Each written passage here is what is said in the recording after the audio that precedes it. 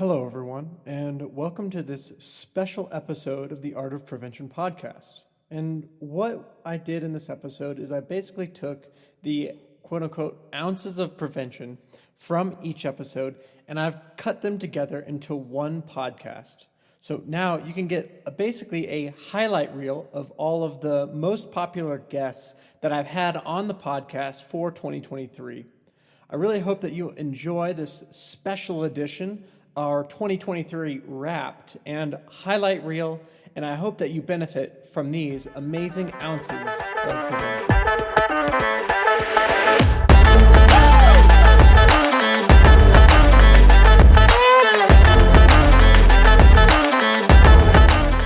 Our first ounce of prevention for the year comes from rehab chiropractor Alec Draglin, and I really just enjoyed how he summed up his episode here on the Art of Prevention. So with Alec, we talked about a lot of different things. We talked about clinical things. We talked about rehab starts today or getting onto the rehabilitation process immediately after an injury and really being proactive, whether that be proactive in doing your rehabilitation, getting back to your activities, or being really proactive in finding a good provider that can help you. So I loved this episode. Please go back to these individual episodes. If you found that you really enjoyed the nugget at the end or the ounce of prevention, go back and get the full Monty if you enjoy these individual ounces of prevention. I love that. I love that quote. The biggest thing for me is consistency. And I think it goes back to the training intensity breakdown that we just talked about, and being able to show up day after day and knowing that tomorrow will be there. But also recognizing that one of the biggest things that you can do for yourself to make the inevitable journey of rehab and recovery as smooth as possible is putting, grain in the storehouse today. And so, we think about, if you think about the story of Joseph from the Bible, one of the things that made him so successful is he had a vision where he saw that there were going to be 7 years of plenty followed by 7 years of famine. And one of the things he was able to do was to build up in storehouses enough wheat during the 7 years of plenty so that when the 7 years of famine came, the people of Egypt were able to have plenty of food to eat, and they were able to also sell a lot of that to the surrounding peoples. And that's one of the things that made Egypt such a great nation, way back then was being able to do that and to sell those resources to other peoples. And so when we think about that as an example for our lives as athletes, is that if you're in a time of plenty now, where you feel like your training is going well, you feel like, hey, just things are lining up for you, right? Things are, you're feeling good, you're hitting your numbers, you're getting good sleep. That is an amazing place to be. Stay consistent with that. Continue to show up day after day, putting strength in the bank, working on your mobility, whatever it is that we talked about, those weak points that each athlete might have. Whatever your weak point might be, the area that you naturally need to work on, spend time and invest in that area, because inevitably when that time of famine comes, and in this analogy, that time of famine being a time of injury, right? The number one way that we can make that recovery process as smooth as possible is through training age. And the longer and more consistent your training age is, the faster your recovery process will be. There is a dramatic difference in individuals who go through any kind of injury. We could think a shoulder injury, rotator cuff injury. We could think a disc herniation in the back, whatever it might be. The individuals who consistently have a training age that is that has been consistent through many years of their life, their recovery period is drastically shorter than those who are using their injury as now a reason to start making change in their life. And so I think the take-home message is stay with it, stay consistent. If you haven't started yet, it's not too late. Again, there are plenty of rehab professionals and strength and conditioning professionals in your area who would love to help guide you through that process if that's something that you're not familiar with and it feels uncomfortable for you. Nick, I know that if anyone's listening to this, you or myself would love to be a resource for them, even if we don't live in their area, to help them get connected with somebody who might be able to help them out. And that would be my main encouragement, is like, it's not too late to start, but it is time to start. Rehab starts now. Yeah. It goes back to that. It starts now. Whether you're in a time of plenty or a time of famine, it starts now. And so I think as far as prevention goes, that's the main thing that I could offer. The main piece of advice is start on that process now, because it's coming at some point, right? We're all going to experience injury at some point in our life. It's just part of the human experience. And we can make that the best possible journey by starting our rehab now. Next up is my episode with Lucy Haynes, who is a mental performance expert. And I loved this episode because the mental side of injury is something that is so often overlooked when we're coming back and rehabilitating from an injury. We oftentimes think only about the physical aspects of injury, but then we don't take time to think about those 8 to 10 inches in between the ears. And this episode is chock full of actionable items, tips, and tricks that you can utilize in order to enhance your mental performance, as well as make sure that your mental game isn't holding you back from your physical bests. We talk about a ton of different topics, ranging from Lucy's amazing performances this past summer, getting second place in the Leadville 100, as well as climbing 514 in Rifle, Colorado. But then we also circle back to talk about mental training itself and how she was able to utilize mental training tactics to propel her to these amazing performances. I hope you enjoy this ounce of prevention with Lucy Haynes. Man, I think that, what comes to mind first is I really wish that I had given myself a purpose previously, because I think that a lot of my struggles, came out of, gosh, how do I put this? Like doing something just for the sake of doing it, which I don't like. Let me clarify. I don't think that's a bad thing. Like, I think that enjoying something for the sake of the experience is amazing. That's what makes people put in the time that they need and what makes them put in the effort, because they just genuinely enjoy being there. I don't want to take that from me. I don't want to take that from anybody else. But at least for me, I didn't have intentions in mind for myself. I didn't have, a bigger purpose behind what I was doing. I just was out there trying to move my body as much as possible, get as tired as possible, and, feel like I had done something with my day. But I didn't have a reason behind any of that. And because I didn't have a reason, my reason turned into something that really, does not resonate with the core of who I am, which was, what does, like, how can I exhaust myself? How can I basically put so much into this activity that I don't care about anything else because I didn't have anything that I cared about? I hope all this is making sense. Like, I didn't have, it's getting dark in here. I didn't have a guiding light, a guiding reason. So for instance, I would show up at the gym and I would just spend a lot of time doing a lot of climbs and a lot of volume and not really resting and not really having an intention for those climbs. I was just trying to tire myself out. I was like a too high energy dog that like needed some exercise. And the issue was that I never knew when to stop because my tolerance just kept going up and up and up and up. And I was using it as the only outlet for my energy. So I basically got to the point where I couldn't leave the gym or I couldn't stop a run until I was completely depleted. because that's the only way that I knew how to manage that energy.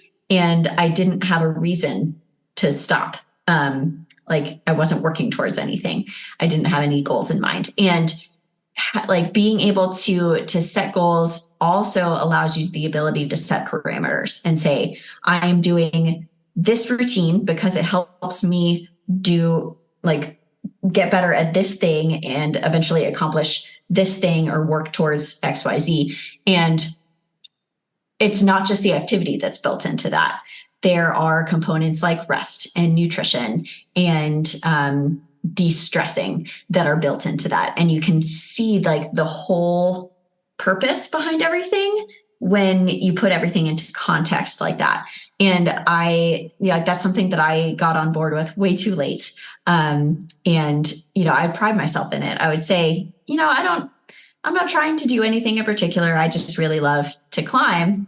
And I was using that as my excuse to be at the gym for 5 hours, or like always push my climbing partners to do one more pitch and one more, and never having enough left in the tank and always getting hurt and always getting depleted and thinking that that was just a sign of how much I loved it.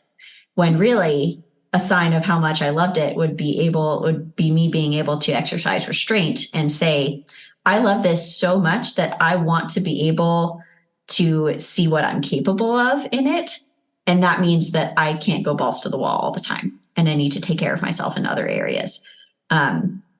So that's a very long-winded way of saying that I think that goals and intentions are incredibly important, even for those people that want to take it more recreationally and that don't want to push it to the super serious level. I honestly think it's even more important for those people because it can be so easy to slip into those routines, which is like, oh, I'm just here having fun until I get tired. And then you just never get tired and then you break emotionally and physically.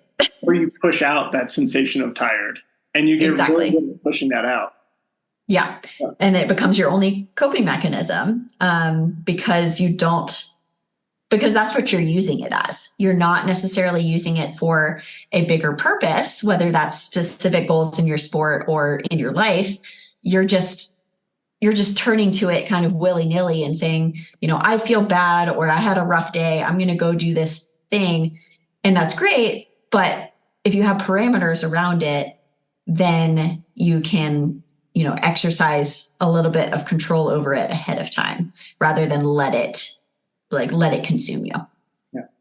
That resonates with me so much. I mean, I was really, really lucky in my life that when I was in high school, I was in one of the top cross-country programs in the country. And then I went to college and I was in one of the top cross-country programs in the country in college as well. And I got to learn a lot from incredible coaches. And what you just said is exactly what they would tell us, is you have to attach yourself to something that is bigger than yourself and attach yourself to a purpose. We always had a purpose for, winning a national championship or winning the state championship when I was in high school. That was our overarching goal that we talked about pretty much every day. And that was our guiding light for every workout. And then whenever things got really hard, we would talk about the tradition that was set by the individuals that came before us. There have been guys running on these trails and working hard on the track since the 1970s and the 1980s. And we had these old photographs of all these guys who were previous state state champions and previous national champions when I was in college. And it really is exactly what you just talked about. So I think to sum that up, the ounce of prevention that you had for us was to attach your training and attach what you do to your overarching goal. And definitely bonus points if you can attach that to a purpose that's bigger than yourself. Oh, so. Totally. And I think, an issue with so many athletes is that we're not out here doing these things just for fun. I say all the time, if you look at the start line of an ultra, or if you're at Rifle where people are struggling so much, people carry stuff into that. Like, you're not just doing that for fun. You're doing it because you got some stuff that you're trying to deal with. And that's really valuable on one hand, because you have that purpose, you have that passion, and you have that like internal fire that makes you want to try hard at things. But it's also such a slippery slope of taking it so personally. And I think that setting goals, even though that can be intimidating in a way, it's also a way to separate what you're doing from that inner turmoil that all of us there are dealing with in our own way, because it externalizes it a little bit, and it allows you to understand that this is not a solution to this inner turmoil. It may help with it, but that's it can't be the only reason. So I'm going to give myself something external to base this around, so that I don't end up taking it too far. And now an ounce of prevention from one of my good friends, Lucas Clotter, PhD, who really gives us insights on many different topics, ranging from injury prevention for runners, of whom he is a coach. So he does coach triathletes, runners, etc., as well as being a PhD researcher and lecturer in biomechanics at university. So this was an episode that was chock full of a range of information talking about injury prevention for runners, as well as things like hand grip strength and how/why that's a predictor of mortality, manifestations of strength, etc. So a nice short and sweet ounce of prevention for Lucas, but this was one of our most popular episodes from 2023, so I highly recommend everybody go and check that out. Above like the adolescent level is lift heavy weights and eat enough food. That's hands down the best thing you can do, is create that muscle stress, right? Create that muscle force, get every other major benefit from that, and then just eat enough, and your running, cycling, swimming, whatever is going to it's going to accelerate for sure. Yeah, train more, eat less, not really the way to go. Be Not sure anymore. you balance your stress with rest, and balance your stress with eating enough, getting enough calories, and definitely enough protein as well. Yeah. Awesome. Next up, we have a lot of awesome insights from a physical therapist about the number one season-ending injury in skiers and snowboarders combined, and that is ACL injuries. So ACL injury is a massive topic for our podcast, because if we can help prevent or reduce the risk of ACL injury, we can reduce the $1 billion that is spent annually in medical costs associated with ACL tears and rehabilitation. Alyssa has over 10 years of experience as a physical therapist, and she brings a lot of her insights to the table today, not only from her professional experience, but also from her personal experiences dealing with her own ACL injuries herself. So I hope that you really get a lot of insights from Alyssa here in this ounce of prevention. We kind of already said it, but don't live your life at your 1 rep max. And that's for you to decide what your 1 rep max is. But don't live your life there. It doesn't take a lot to create a buffer and to make yourself a little harder to hurt or a little harder to kill. As some of my mentors will say, the stronger you are, the harder you are to kill. But there's a lot of truth to it, right? So my advice is, it doesn't have to be a lot, but if you can just put in a little bit of time to get yourself stronger, more powerful, more dynamic, ultimately you find that the things that you really like to do are going to get a little bit easier, but you're also going to build that buffer for yourself, and make yourself harder to hurt. Yeah. And I think, one thing that I always tell my patients is, hey, look, if we do this stuff that's injury prevention, you're going to become a better skier. You're going to become a better snowboarder. Your activities of daily living are going to become easier. And that's really like the big takeaway is like, you're going to become better at all these things Yeah. And, we're thinking about prevention because we don't want to see you with a torn ACL or anything like Yeah. that. But it's going to make you better at all these things too. Yeah. That's the easier sell too, right? Like you're going to be better. You're going to be faster. You're going to jump higher. You're going to ski faster. It's easier to sell it. And it's the truth. And you're really investing in yourself and you're investing in your future. Because the incidence of like osteoarthritis and things like that after an ACL it's almost a guarantee.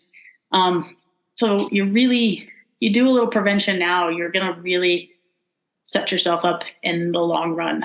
And it might feel like a lot or a big time commitment, or it's expensive to join the gym. Guess what's more expensive? Being sedentary. Or 100% of the time. Or tearing your ACL is not cheap unless you've already broken your hand, then it's cheap. But yeah, the consequences and the long-term consequences of those types of things are way more expensive. So part of what I'm doing now to keep myself so strong and fit, and it's not just because I like being strong and fit and it makes my life easier, it makes me a better PT. It's because I know that the cards are already a little stacked against me. I tore my ACL. Like I'm going to get arthritis at some point, but like I can affect that with staying strong, fit, doing those, sleep, nutrition, those kinds of things, so that maybe it's not so bad. And if the time comes for a new knee, then I've earned it and it's fine. I had fun on the way. And we can always like pray for orthobiologics to come through too, Yeah. Right. My post total knees are back on skis. Sometimes I've seen them in like 12, 14 weeks. Yeah. Yes. Yeah. If they work hard. Yeah. Yeah. Now, Alyssa, you've also been putting out a lot of really great information on social media for everyone from CrossFit athletes trying to do a better snatch and have better biomechanics to a lot of snow sport athletes. So where can people find you to get more information or to get some help from some of your super helpful videos and content that you've been putting out? Absolutely, man. I am Ironclad Physio, which you can't quite, there it is. There it is. Probably most present on Instagram, so at Ironclad Physio. I also exist on TikTok and Facebook and YouTube. And I have a website, ironcladphysio.com. All right. And we're going to definitely put a couple of links for that in the show notes. And I think everyone that's listening to this, definitely follow Alyssa because she's been putting out really great information and really diving into some of the nuances to how you can move better biomechanically and how you can stay nice and strong for all of your sports. The next ounce of prevention is from yours truly. It's from myself. And in this episode, I was talking specifically about bone stress injuries. So bone stress injuries, there are a bunch of different things associated with these. And we talk about a lot of different factors associated with bone stress injuries and the pathophysiology associated with the onset and genesis of these bone stress injuries. And really, this was a foundational episode that provides this nice foundational level of knowledge for my next episode that was with Tyler Kemp, where we really dove into bone stress injuries and tactics for risk reduction. So here's my kind of layout of things that you can do to reduce the risk of bone stress injury. I hope that you enjoy it. And then next up is Tyler's, and we're going to roll right into that one. My ounce of prevention for bone stress injury. Number one, ensure adequate energy availability. So RED-S, or relative energy deficiency in sport, is going to really increase the susceptibility of an athlete to, one, get a bone stress injury, and it may even change, according to some research, it may change the locations of these bone stress injuries to more trabecular-rich areas, so large bones like the sacrum and the pelvis, etc. Next, we need to ensure adequate sleep. So for normal physiology to occur, an adolescent needs between basically 8 to 9 and 10 hours of sleep per night. An adult human being needs between 7 and 9 hours of sleep per night. And if we don't get adequate sleep, and especially if we get chronic inadequate sleep, this will have ramifications on basically every single aspect of our physiology. So if you read the book Why We Sleep by Matthew Walker, which is one of the books that I just finished, it's a great book. Basically, he talks about every single facet of our physiology, from coordination to hormonal alterations to insulin sensitivity, glucose regulation, bone health, muscle health. All of these different things, mental health even, can be associated with poor sleep quality and poor sleep duration. So we really need to ensure adequate sleep to reduce the risk of bone stress injury. Too much too soon is also a predictive factor. So doing too much loading that the body and the bones are not prepared for can really be a risk factor for creation of a bone stress injury. So this is why I really keyed into new runners, new military recruits, etc., because in these individuals and in these populations, we are putting a lot of loads and a lot of stress onto our bone tissue, or these athletes' bone tissue, that they are not used to. So we're going to have osteoclastic activity get rid of some of the weakened bone and micro damaged tissue, and then we're going to have a lag between osteoclastic activity and osteoblastic activity. And this is where we see a lot of bone stress injuries occur. Next thing in the ounce of prevention is a resistance training and plyometric protocol. And this needs to be done at the right time. So this is the middle of the season is not the right time to start doing a bunch of weight training and a bunch of plyometric activity. We really want to wait until we're deloading in our activities, in our normal sports, so that we can do resistance training and do plyometric activities and increase these in a stepwise fashion, so that we can lay down new bone in accordance to that stress and that strain associated with these awesome things for bone mineral density.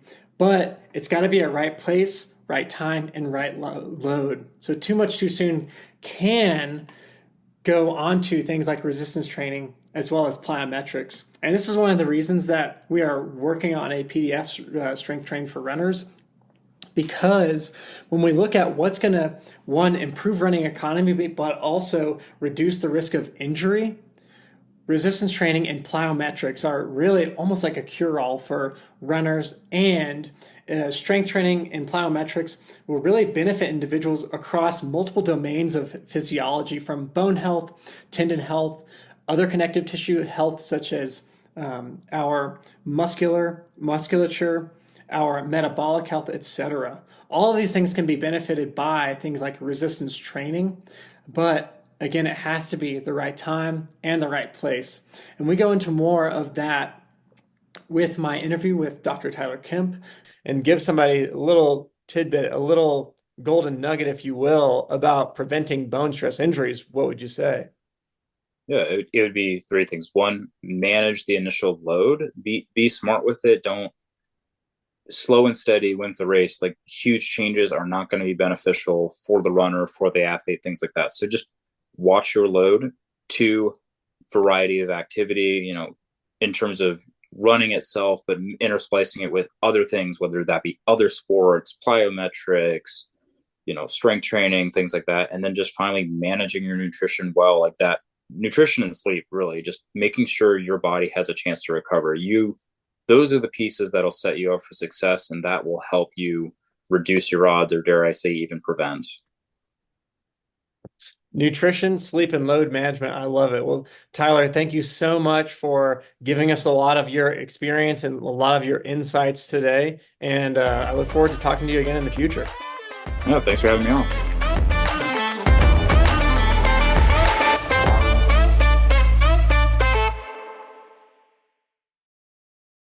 I think everything we talked about, to sum it up, try to eat good. Damn it. I mean, you don't have to be perfect, but just understand that the things you put in your body are either fuel or bad, that thing, I think, to me, is the most important. And if you don't feel good, keep telling people.